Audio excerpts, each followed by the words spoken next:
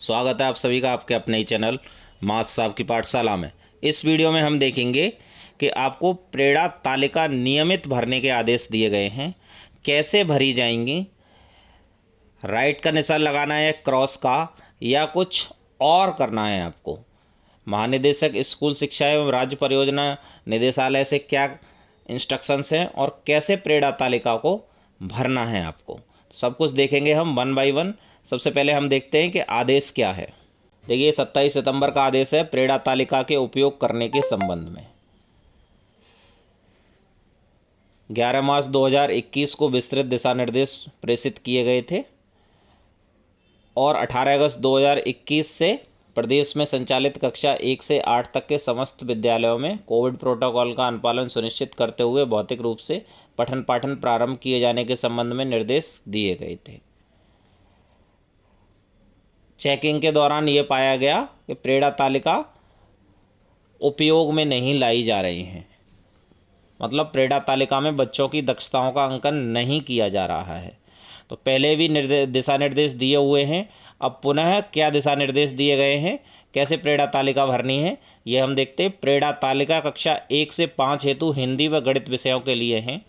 इसमें हिंदी व गणित विषयों के लर्निंग आउटकम के सापेक्ष विद्यार्थियों की प्रगति अंकित की जानी है। शिक्षकों की सुगमतापूर्वक पहुंच को ध्यान में रखकर प्रेरणा तालिका कक्षाओं में चस्पा की जाए तथा प्रविष्टियों का नियमित अंकन एवं प्रमाणीकरण सुनिश्चित किया जाए। तालिका के प्रथम कॉलम में दक्षता संप्राप्ति संबंधी लक्ष्य दिए हैं तथा दूसरे कॉलम में उससे संबंधित लर्निंग आउटकम प्रदर्शित हैं। तो देखिए कैसे बनी हुई है प्रेरणा तालिका। देखिए इस तरीके से है प्रेरणा तालिका कक्षा 1 गणित। यहाँ पे देखिए ऊपर की साइड में ये लिखा हुआ है स्टूडेंट 1 2 3 4 5। तो यहाँ पे स्टूडेंट्स के नेम लिख देने हैं आपको। ये दक्षताएं हैं, नीचे की साइड में विषय है, इसका विषय है मौखिक शब्दावली। तो मौखिक शब्दावली के अंदर ये 7 दक्षताएं हैं। इनका क्या क्या नाम है। पहला है बच्चों में संख्या से पूर्व अवधारणाओं की समझ होना, जैसे दूर पास, लंबा छोटा, पहले बाद आदि और अलग अलग वस्तुओं को गुणा के आधार पर वर्गीकृत कर लेना। तो ये दक्षता बच्चा हासिल कर लेता है। मान लीजिए यहाँ पे नाम है शुभम और शुभम ने ये दक्षता हासिल कर ली 17 अक्टूबर 2021 को। तो यहाँ पे डेट लिखनी है 17 अक्टूबर 2021। किसी भी कॉलम में ना आपको राइट लगाना है ना क्रॉस लगाना है, सिर्फ यहाँ पे डेट लिखनी है और आपको दक्षताओं का आकलन करते रहना है।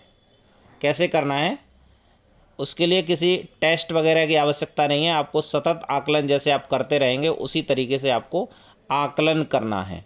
इसमें देखिए रो की संख्या 1 से लेकर 30 तक है, तो उसमें विद्यार्थियों के नाम लिखे जाएंगे। यदि कक्षा में 30 से अधिक विद्यार्थियों का नामांकन है तो अतिरिक्त तालिका प्रयोग में लाई जाए अथवा तालिका के ठीक दाईं ओर आवश्यकता अनुसार अतिरिक्त कॉलम रो बनाकर चस्पा किए जाए। प्रत्येक लर्निंग आउटकम के सापेक्ष विद्यार्थियों की प्रगति को शिक्षक विभिन्न तरीकों, कौन कौन से तरीके यूज कर सकता है, कक्षा शिक्षण के दौरान अवलोकन, समूह कार्य, बोलना, लिखित कार्य आदि के माध्यम से ज्ञात करेंगे। यहाँ शिक्षक को इस मूलभूत सिद्धांत को ध्यान में रखना है कि सतत आकलन शिक्षण अधिगम प्रक्रिया का ही एक अभिन्न अंग है। आपको अलग से आकलन नहीं करना है। शिक्षण अधिगम प्रक्रिया जब आपकी चल रही है तभी आप आकलन कर लेंगे और जिस दिन बच्चे ने वो दक्षता हासिल कर ली उसका डेट लिख देंगे। देखिए उदाहरण के लिए शिक्षक ने 17 सितंबर 2021 को यह देखा जाना कि विद्यार्थी 1 ने लर्निंग आउटकम 3 को प्राप्त कर लिया है तो उस विद्यार्थी व लर्निंग आउटकम 3 के सापेक्ष 17/9/2021 अंकन किया जाएगा। किसी भी खाने में क्रॉस नहीं लगाना है और अगर उसने वो दक्षता हासिल नहीं की है तो क्या होगा, उसके सापेक्ष वह खाना या सेल रिक्त रहेगा। विद्यार्थी द्वारा लर्निंग आउटकम दक्षता प्राप्त करने के उपरांत ही तालिका में तिथि अंकित की जाएगी। तो जब तक बच्चा लर्निंग आउटकम हासिल नहीं करता है तब तक खाली रहेगा, किसी में भी क्रॉस नहीं करना है आपको। जिस डेट में वो हासिल करेगा सिर्फ आपको वो डेट लिखनी है।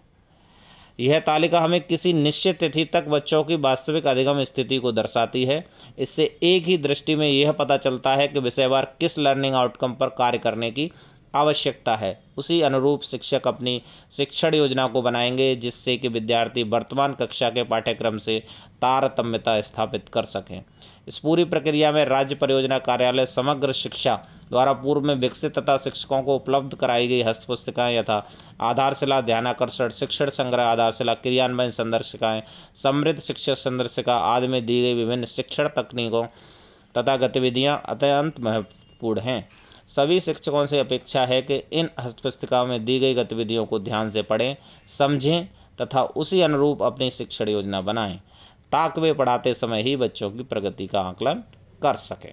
और ARP SRG वो भी इनका नियमित जब आएंगे तो इनको चेक करेंगे सैम्पलिंग की फॉर्म में। आगे भी अधिकारी आएंगे तो सैम्पलिंग की फॉर्म में इन प्रेरणा तालिकाओं को चेक करेंगे। तो आप सभी को प्रेरणा तालिकाएं नियमित रूप से भरते रहना है। अगर आप चैनल पर नए हैं तो चैनल को सब्सक्राइब कर लें। Thanks for watching.